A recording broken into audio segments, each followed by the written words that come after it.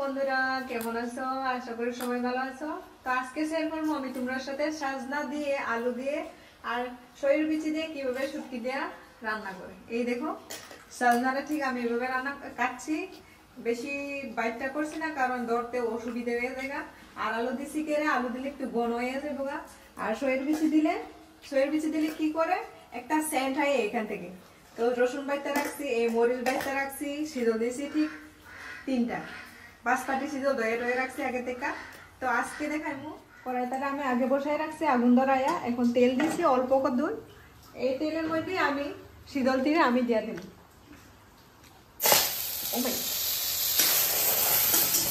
দেখো শীতলটাকে হালকা হালকা করে লড়াইতে লাগবো, বেশি লড়াইলে পুরো একটা গন্ধ আইব। তো আমি হালকা লড়াইছি, লড়ানোর পরে আমি তরকারিটারে অ্যাড করে দিয়ে দেওয়ার পরে তরকারি দেওয়ার পরে আপনারা ঠিক এভাবে নাড়াচাড়া করবেন। আর আমি এখানে অ্যাড করে দিব রসুন পাতা আর মরিচ দিয়ে দেবো। মরিচ দিয়ে দিছি, মরিচ দিয়ে যেমনি খাই এমনি অ্যাড করে দিব।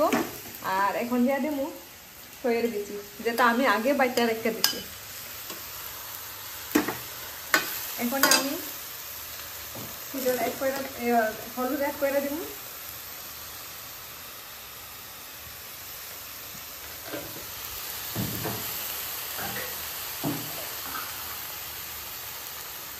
লবণ অ্যাড করে দিছি।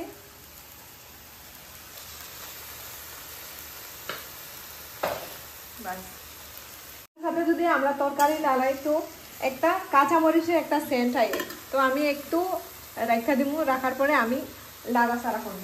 তো আমি একটু রেখা দিব যাতে কাঁচা মরিচের একটা সেন্টটা বার হয়। লাড়ার পরে কিছুক্ষণ ডাকার পরে এখন ডাকনা থেকে সরাইয়া তরকারি লাড়া দিব। এইভাবে কুতুর কারে কইরা লাড়াইতে হইব। নতুন মেয়েরা যারা রান্না করে না সব শিক্ষা রাখো, বিয়ার পরে কাছে লাগবো কিন্তু। এইভাবে লাড়াইতে হইব।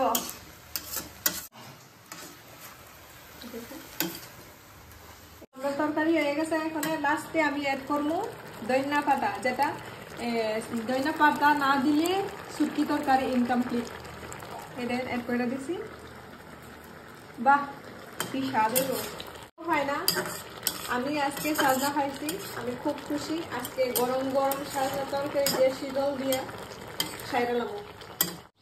তরকারি হয়ে গেছে গা, বাস এখন খাইয়া আমি আমার ছেলেদের টেস্ট করামু। উনি হয়েছেন এই বাড়ির একদম কিতা মালিক, ও যে শার্ট কইব এটাই শার্ট।